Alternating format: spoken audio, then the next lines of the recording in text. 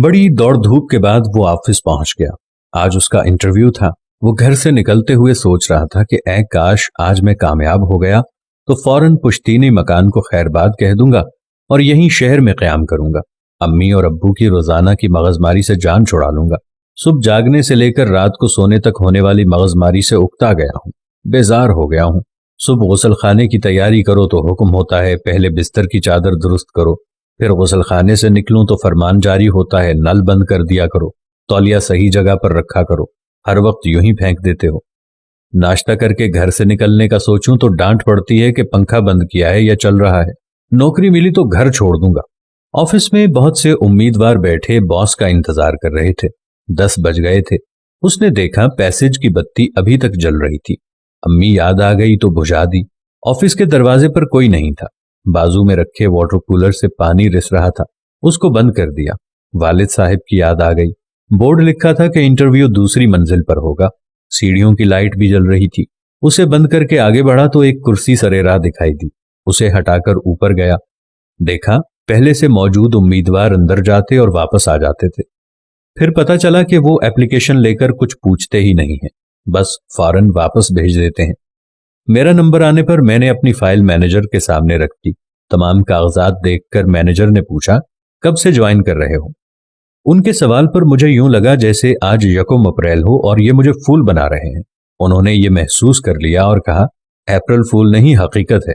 आज के इंटरव्यू में किसी से कुछ नहीं पूछा जा रहा है, सिर्फ सीसीटीवी में उम्मीदवार का बर्ताव देखा जा रहा है। सब उम्मीदवार आए मगर किसी ने नल या लाइट बंद नहीं की सिवाय तुम्हारे। मुबारकबाद के मुस्तहिक हैं तुम्हारे वालिदैन, जिन्होंने तुम्हें तमीज और तहजीब सिखाई है। जिस शख्स के पास सेल्फ डिसिप्लिन नहीं है वो चाहे जितना होशियार और चालाक हो, मैनेजमेंट और जिंदगी की दौड़ में पूरी तरह कामयाब नहीं हो सकता। ये सब हो जाने के बाद मैंने पूरी तरह तय कर लिया कि घर पहुंचते ही अम्मी और अब्बू से माफी मांगूंगा और उन्हें बताऊंगा कि छोटी छोटी बातों पर रोकने और टोकने की बातों ने मुझे जो सबक पढ़ाया है उनके मद्दे मुकाबिल मेरी डिग्री की कोई अहमियत नहीं। जिंदगी के सफर में तालीम ही नहीं, तहजीब का अपना मकाम है। आज वो लोग जो अपने माँ बाप से नाला नजर आते हैं कि उन्होंने हमें फलां बात से क्यों डांटा, उन्होंने हमें फलां बात से क्यों रोका, तो जिंदगी की प्रैक्टिकल लाइफ में जैसे ही वो पहुंचते हैं तो उनको वो माँ बाप की दी हुई तरबियत याद आती है। क्योंकि प्रैक्टिकल लाइफ में, जिंदगी की दौड़ धूप में सिर्फ वही लोग कामयाब होते हैं जिन्होंने बचपन में तहजीब सीखी होती है, जिन्होंने तमीज सीखी होती है। जैसा कि उस ऑफिस में मैनेजमेंट ने पढ़ाई पर नजर नहीं डाली, किसी की कोई काबिलियत पर नजर नहीं डाली गई।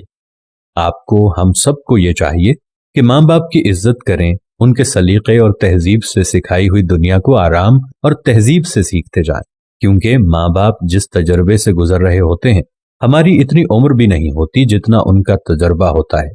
हम लोग हमेशा माँ बाप की डांट डपट से तंग आकर बाहर जाने का सोचते हैं और बड़े शहर जाने का सोचते हैं और अपना अलग घर बनाने का सोचते हैं।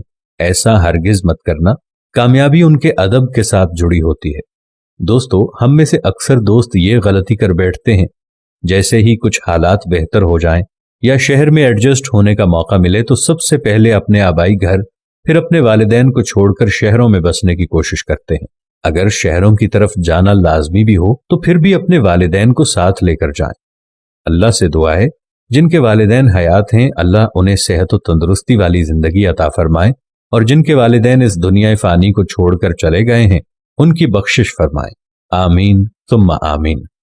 उम्मीद करते हैं हमारी आज की वीडियो भी आपको जरूर पसंद आई होगी और सदक़ाए जारिया समझते हुए आप इसे अपने दोस्तों और रिश्तेदारों के साथ भी जरूर शेयर कीजिएगा ताकि इस्लाह का ये सिलसिला हमेशा जारी रहे। जज़ाकल्लाह।